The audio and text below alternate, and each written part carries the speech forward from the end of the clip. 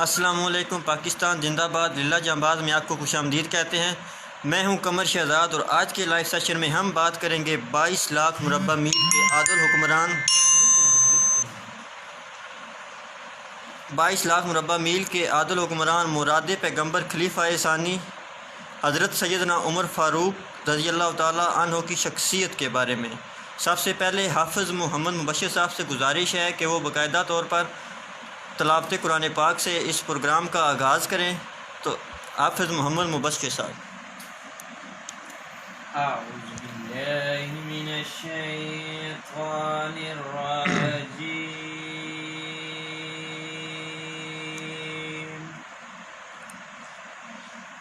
بسم اللہ الرحمن الرحیم۔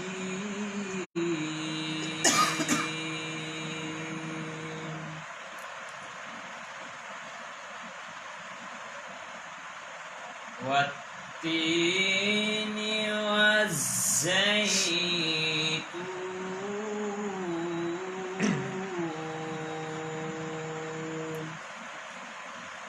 وطور سینین وهذا البلد الأمین۔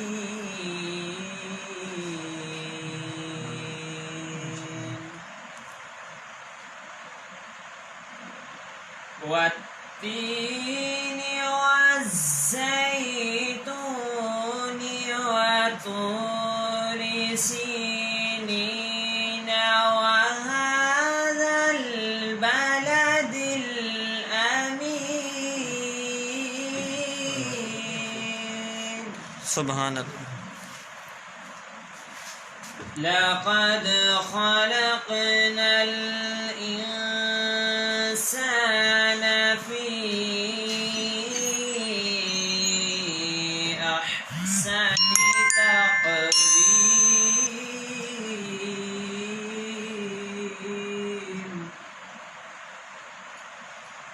ثم رددناه أسفل سافلين إلا الذين آمنوا وعملوا الصالحات فلهم أجر غير ممنون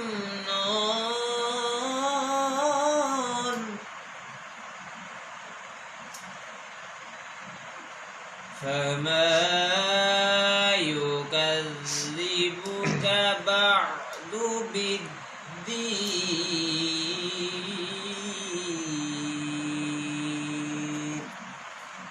أليس الله بأحكم الحاكمين؟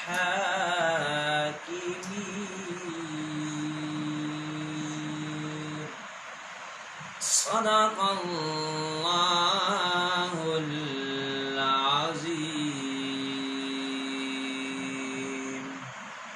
جزاک اللہ ماشاء اللہ۔ صلی اللہ علیہ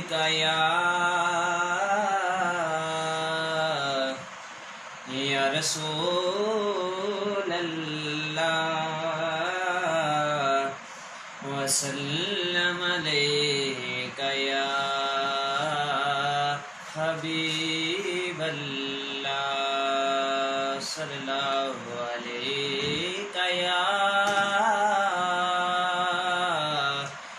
یا رسول اللہ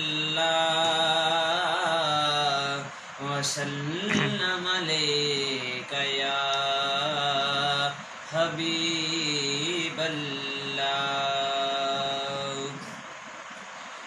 میں پڑھدا قصیدہ کہ دے ولیدہ، میں پڑھدا قصیدہ حق دے ولیدہ، سارے لگاؤ مل کے لگاؤ نعرہ علی دا، میں پڑھدا قصیدہ حق دے ولی دا میں پڑھدا قصیدہ ہو ایک عام والے ہو ایک خاص والے ہو ایک عام والے ہو ایک خاص والے ہو جڑا خاص والا ہے ہو جڑا خاص والا ہے زہرا دلالے نیزے تے چڑھ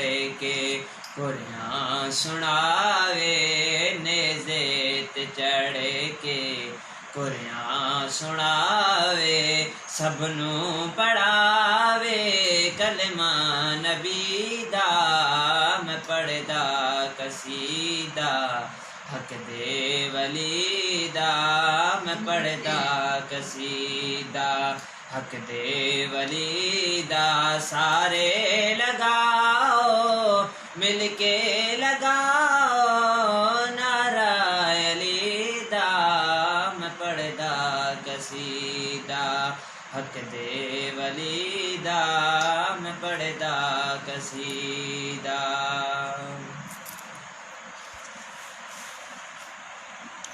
جزاک اللہ ماشاء اللہ۔ یہ تھے جناب حافظ محمد مبشر صاحب، جنہوں نے باقاعدہ طور پر تلاوت قرآن پاک سے اس محفل کا آغاز کیا۔ ہمیں لائیو دیکھ رہے ہیں جناب شائخ ظفر صاحب، بہت شکریہ۔ محمد عرفان للہ صاحب ماشاء اللہ بہت شکریہ۔ ندیم خان صاحب بہت شکریہ۔ مبشر حسن صاحب بہت شکریہ۔ حضرت سیدنا عمر فاروق رضی اللہ تعالیٰ عنہ کے بارے میں گفتگو کرنے کے لیے آج ہم نے جس ہستی کو دعوت دی ہے وہ ہیں جناب حضرت علامہ مولانا محمد اشفاق چشتی صاحب۔ تو ہم ان کو سب سے پہلے لیلہ جانباز کی طرف سے خوش آمدید کہتے ہیں اور ان سے باقاعدہ طور پر گفتگو کا آغاز کرتے ہیں۔ السلام علیکم علامہ صاحب، کیسے ہیں آپ؟ جی وعلیکم السلام۔ میں سب سے پہلے تو لیلہ جانباز کی جو ٹیم ہے اس کا انتہائی مشکور ہوں کہ جنہوں نے مجھے اپنے پروگرام میں بلا کر حضرت سیدنا عمر بن خطاب رضی اللہ تعالیٰ عنہ کی شخصیت کے بارے میں گفتگو کرنے کے لیے وقت مجھے دیا ہے۔ بہت شکریہ۔ علامہ صاحب سے ہم جانیں گے جناب حضرت سیدنا عمر فاروق کی زندگی کے بارے میں، اور ہم ان سے اپنا پہلا جو سوال ہے وہ رکھتے ہیں، ان کے سامنے رکھتے ہیں کہ حضرت عمر فاروق رضی اللہ تعالیٰ عنہ دائرہ اسلام میں داخل کیسے ہوئے۔ تو اس کے لیے ہم چلتے ہیں جناب علامہ صاحب کے پاس۔ جی علامہ صاحب۔ بسم اللہ الرحمن الرحیم۔ ہم جس شخصیت کے بارے میں آج گفتگو کر رہے ہیں اس پروگرام میں وہ ہیں جناب حضرت سیدنا عمر بن خطاب رضی اللہ تعالیٰ عنہ۔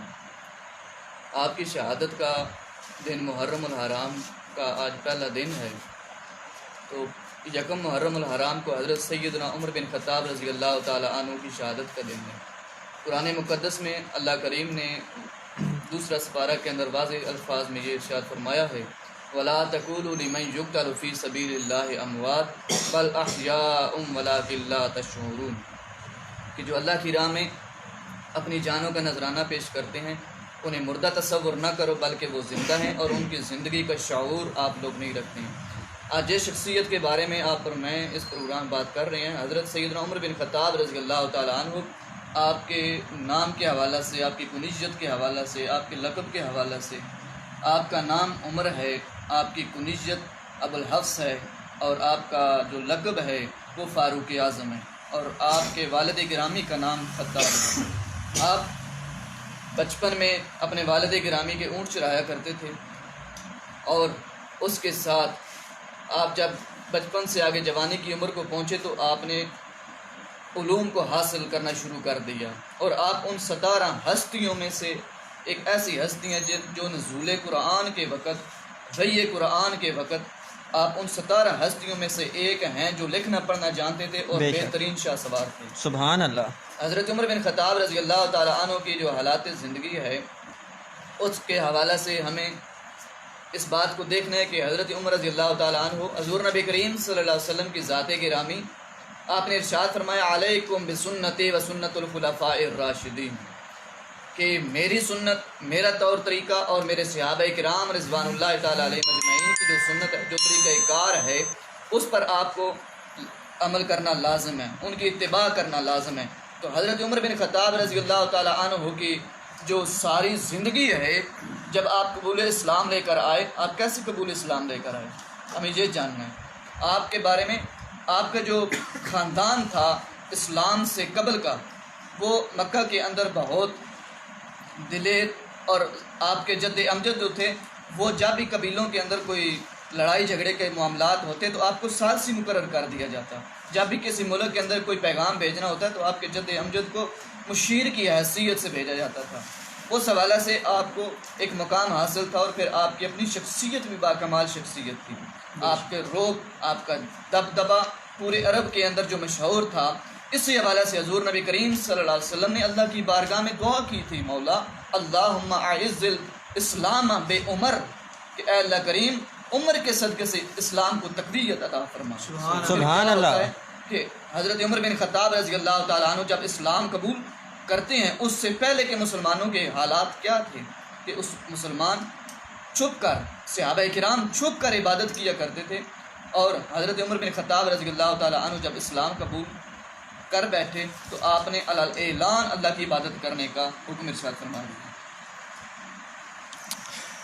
جی ہمارے ساتھ موجود ہیں جناب چودھری اسد ایڈوکیٹ صاحب، ماشاءاللہ جی اللہ سلامت رکھے۔ ایڈوکیٹ صاحب آپ کی محبتوں کا شکریہ۔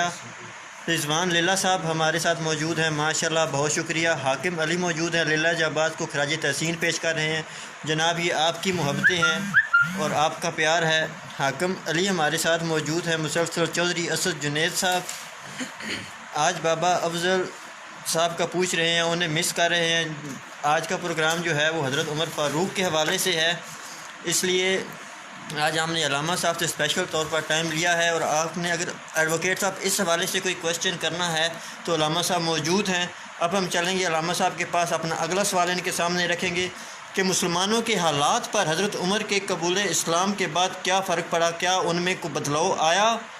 تو اس حوالے سے ہم چلیں گے اب علامہ صاحب کے پاس اور ان سے پوچھیں گے کہ بعد کے حالات کیا تھے۔ پہلے کے حالات وہ بتا چکے ہیں آپ کو کہ اسلام قبول کرنے کے بعد کیا اثر ہوا اور اسلام کو کتنا فائدہ ہوا حضرت سیدنا عمر کے اسلام قبول کرنے سے۔ تو اب ہم دوبارہ چلیں گے حافظ علامہ صاحب کے پاس۔ جی حضرت عمر بن خطاب رضی اللہ تعالیٰ عنہ کے قبول اسلام سے پہلے میں عرض کیا جیسے کہ صحابہ کرام اور شروعات اسلام تھی، اسلام کی تبلیغ کا آغاز تھا، تو لوگ چھپ کر عبادت کرتے تھے۔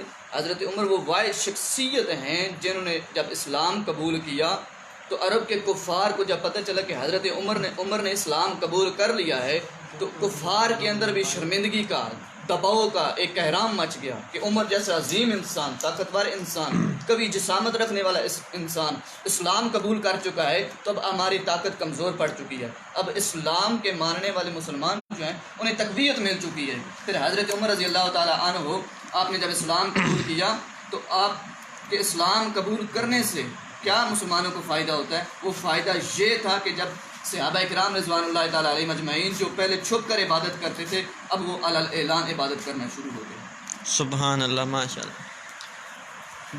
تو بہت ہی اچھے طریقے سے جناب علامہ صاحب نے اس سوال کا جواب دیا۔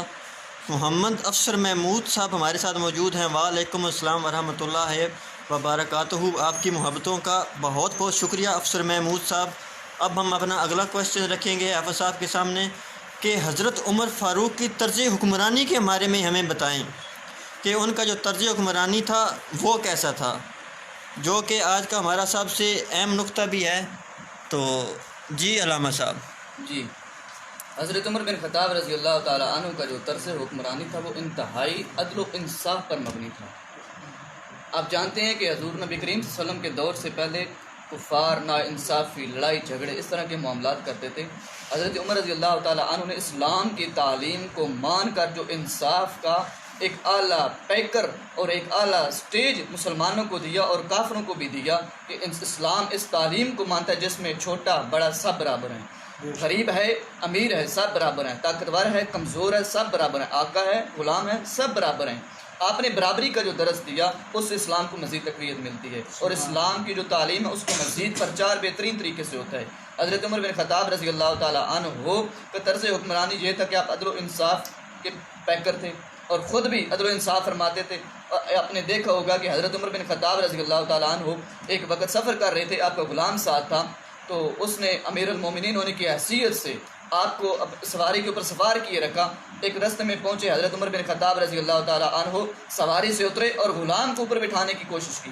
آپ نے اس کی باری کے لیے اسے کہا، لیکن غلام نے امیر المومنین ہونے کی حیثیت سے معذرت کی. آپ نے فرمایا کہ عمر اس دھرتی پر عدل ہی عدل کر سکتا ہے. ماشاءاللہ، جزاک اللہ. سبتگین خالد صاحب ہمیں لائیو دیکھ رہے ہیں، ماشاءاللہ بہت شکریہ. حافظ مبشر صاحب مسلسل ہمیں لائیو دیکھ رہے ہیں، بہت شکریہ.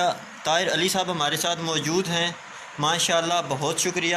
اب ہم جو اگلا ہمارا سوال ہے وہ ہے کہ حضرت عمر فاروق رضی اللہ تعالیٰ عنہ کا جو عدل و انصاف تھا، وہ ان کے وہ عدل و انصاف کے معاملات کیسے فرماتے تھے، اور ان کا جو عدل و انصاف کے حوالے سے ہم سنتے آ رہے ہیں، اس بارے میں مزید روشنی ڈالیں گے جناب علامہ اشفاق چشتی صاحب.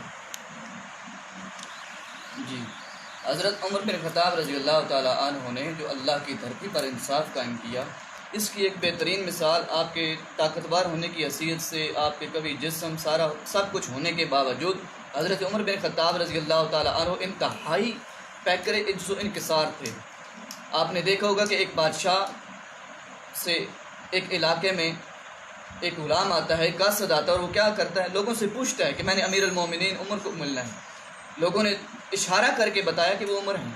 اس وقت حضرت عمر بن خطاب رضی اللہ تعالیٰ عنہ وہ زمین پر پتھر کو سار کے نیچے رکھ کر آرام کر رہے تھے. وہ قاصد کہنے لگا کہ جس انداز میں حضرت عمر نے عدل و انصاف قائم کیا ہے، یقیناً عمر ہی اس دھرتی پر آرام کی نیند سو سکتا ہے.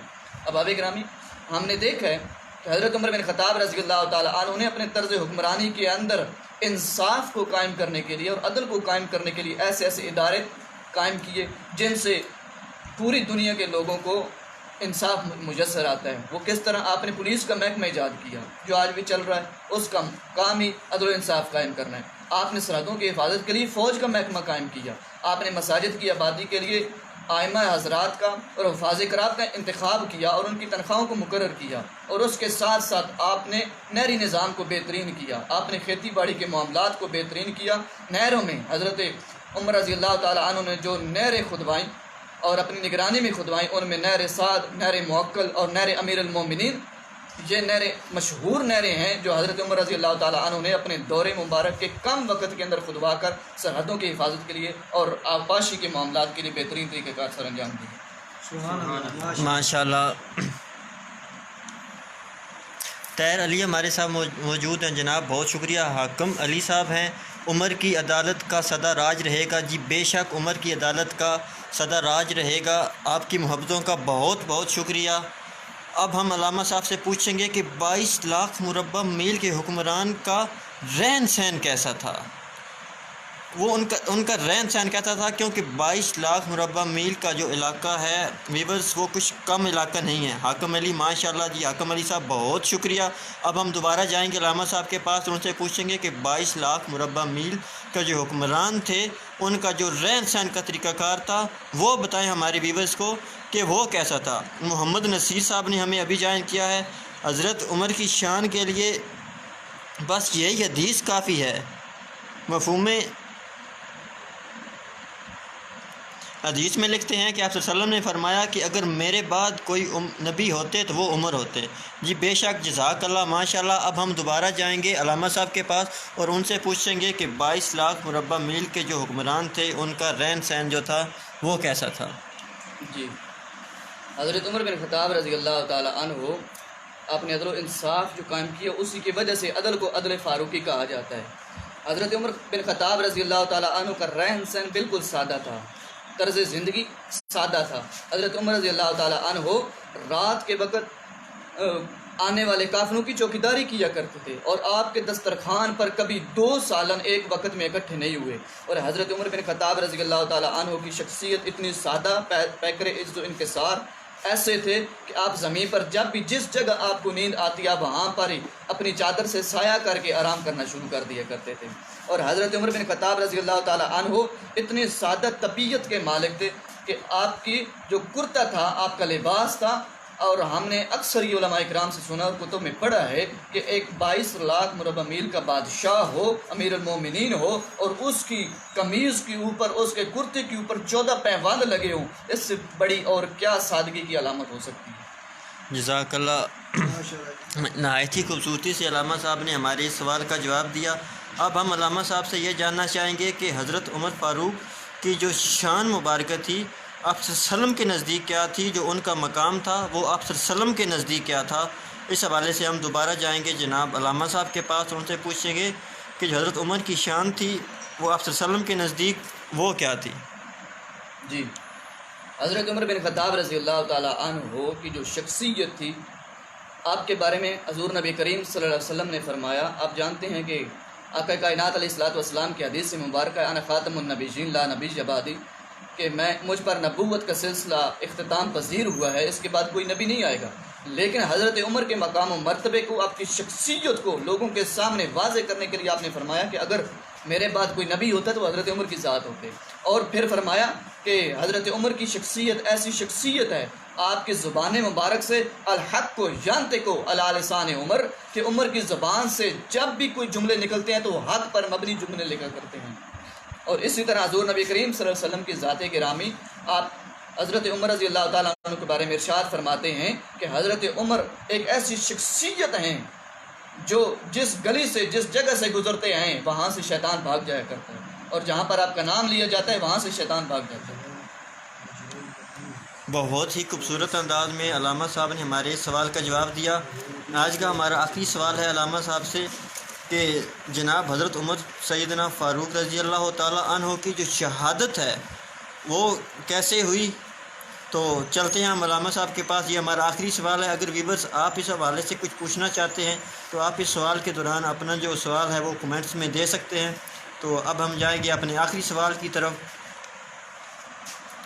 جی، حضرت عمر رضی اللہ تعالیٰ عنہ ایک ایسی شخصیت ہے جنہیں حضور نبی کریم صلی اللہ علیہ وسلم نے شہادت کی خوشخبری سنائی تھی، اور آپ ان صحابہ کرام میں سے ہیں، عشرہ مبشرہ صحابہ میں سے ہیں جنہیں حضور نبی کریم علیہ الصلوۃ والسلام نے ظاہری زندگی کے اندر جنتی ہونے کی بشارت دی تھی۔ پھر حضرت عمر رضی اللہ تعالیٰ عنہ سن 26 ذی الحج کو آپ فجر کی جماعت کروا رہے تھے، اور دشمن نے یعنی ابو لولو فارسی جو تھا دوران جماعت اس نے آپ پر حملہ کر دیا اور زخمی کر دیا۔ یکم محرم الحرام کو حضرت عمر بن خطاب رضی اللہ تعالیٰ عنہ اس دار فانی سے رخصت ہو گئے۔ یہ تھے جناب حضرت علامہ مولانا اشفاق چشتی صاحب، جنہوں نے حضرت عمر فاروق کی شخصیت پر روشنی ڈالی اور ہماری معلومات میں اضافہ کیا۔ محمد نصیر صاحب بہت شکریہ، عاطف علی صاحب بہت شکریہ۔ اسی کے ساتھ ہی لیلہ جامباز کی طرف سے ہم علامہ اشفاق چشتی صاحب کا شکریہ ادا کرتے ہیں کہ انہوں نے اپنے قیمتی وقت میں سے ہمارے لیے ٹائم نکالا۔ پاکستان زندہ باد۔